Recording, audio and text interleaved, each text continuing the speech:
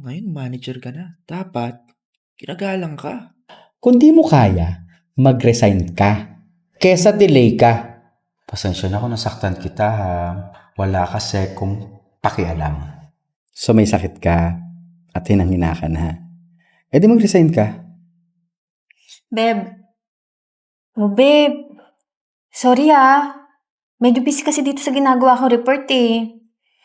Grabe naman, ginagalingan mo naman masyado. Iba ka talaga. Hindi naman, babe. Alam mo na, dami ko kasi nakalimutan gawin eh. Ayan, ngarag tuloy. Kaya mo yan, babe. Ikaw pa ba? Lahat naman kinakaya mo. Kaya dito sa project natin, ikaw lagi pinapansin. Kasi ako pinakamagaling. True. Kaya pag ikaw yung na-promote mamaya, we will be so happy. Oo naman. Oo naman. Guys, i-announce ko na kung sino magiging sales manager ng company na to. Kasi nakita ko sa kanya na deserve niya yung position. Siyempre, nakita ko yung attitude niya towards sa kanyang mga colleagues. So, let's proceed. And that will be Archie. Congrats! Congrats! Congrats, babe! I'm so happy for you. Hala, hindi ko naman na-expect to. Archie, I trust you. And I know naman na you can do your job well. And alam ko hindi lang yan yung mararating mo. Congrats! Thank you. Babe, ano na? Ibang-ibang datingan na. Yung aura mo, iba talaga. Oh. Pag manager pala, lalo kang gumaganda. Totoo.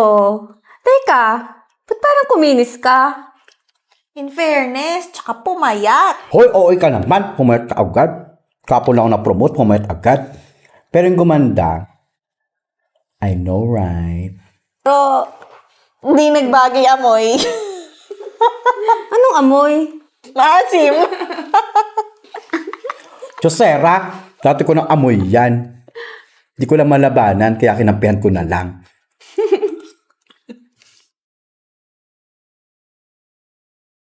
Uy sir, congrats nga pala sa promotion mo. Uy, thank you, Joshua. Kaso parang may napapansin ako. Ano yun? Kasi sir, pansin ko lang parang pinagtatawanan ka nung dalawang kaibigan mo kanina. Ano ka ba? Okay lang yun. Ganun talaga kami. Nagbibiroan lang kami. Normal sa amin yun. Okay. Sir, okay lang yung dati. Ngayon manager ka na. Dapat, ginagalang ka. Sir, di mo ba napapansin?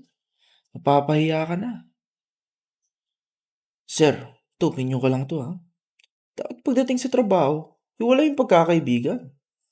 Kagaya niyan, nilalait ka na maasim ka. Paano kung maniwala ako? Kung mawala yung respeto ko sa'yo, hindi naman natatama yun, sir. Mauna na ako. Basta ako, masaya ako para sa'yo. Ewan ko lang sa mga kaibigan mo.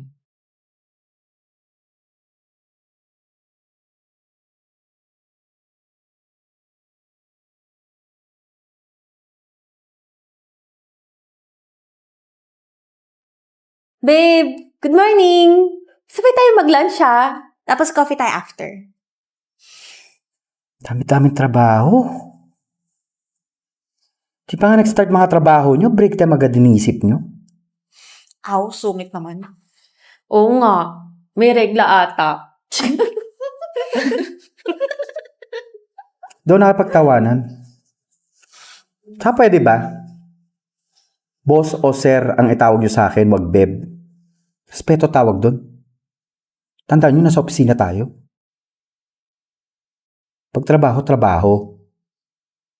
Walang kaibigan dito. Guys, mamaya na yung chismisan nyo. Madami tayong nahabol na report. Ikaw, Archie. Second day mo pa lang to Kaya ang gusto ko maayos ang lahat Kaya wag na wag mo ako bibigyan sa mga expectations ko sa'yo. Yes, sir. Sige na, do your work. Sige na, bumalik na nga kayo sa mga desk nyo. Tatamay pa ako sa inyo.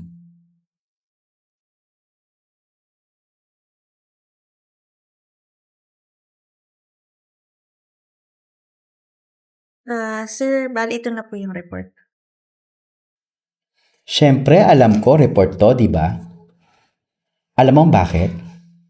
Hindi kasi ko tanga. Nasend mo nga, pero late naman. So, ikaw pa rin ang cause ng delay ng project. Pasensya na po. Boba ka? Alam mo, may advice ako sa'yo. Kung di mo kaya, mag-resign ka. Kesa delay ka. Nakakaapekto ka pa sa iba. Ano pa inaantay mo? Trabaho na. Alis.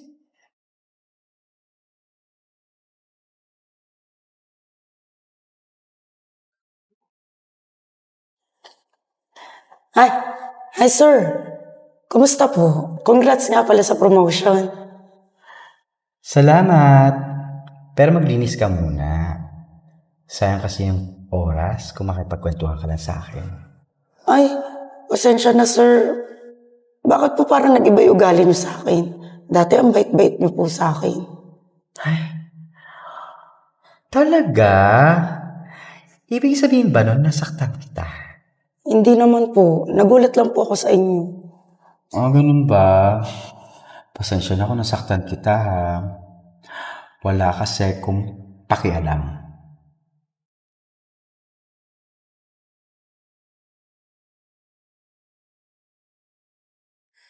Sir, pasensya na nga po pala kung hindi ako nakapasok kahapon.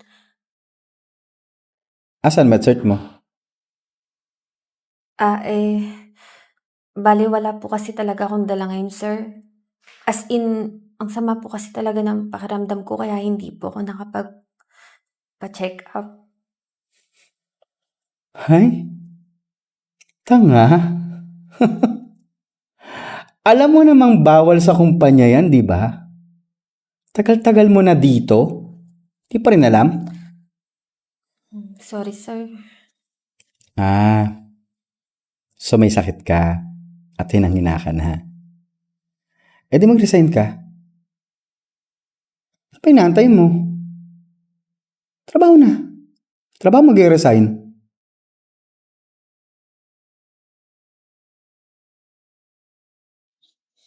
Mag-usap nga tayo na maayos.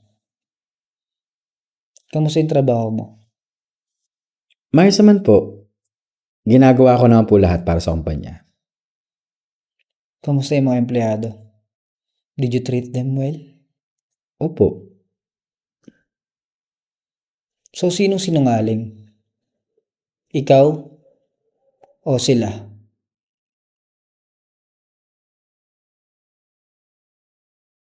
Alam mo, Archie, lahat sila nagpasa ng resignation today. And you know what's the reason? It's because of you. Because you are not treating them well. Sir, kasalanan naman po nila eh. Yung isa, di nagpapasa ng report. Yung isa, walang medical certificate. Yung isa, imbis na magtrabaho, nakikipagdaldalan. Wala namang problema eh. Oo, may mali sila. Pero alam mo kung ano yung problema? Kung paano mo sila kausapin sa mga mali nila. Nag-resign silang lahat dahil sa'yo. Ayoko naman mawala silang lahat ng dahil dyan sa ugali mo. Kaya mula ngayon, demoted ka na sa pagiging manager mo. And one more thing, ililipat kita ng branch. Sir, huwag naman sa anong ganun. Promise, magbabago na po ako. Sige, magbago ka. Pero hindi dito. Sana sa paglipat mo matuto ka dyan sa mga mali mo. Hindi yung nabigyan ka lang ng magandang posisyon. Lumaki na ang ulo mo. Dismiss.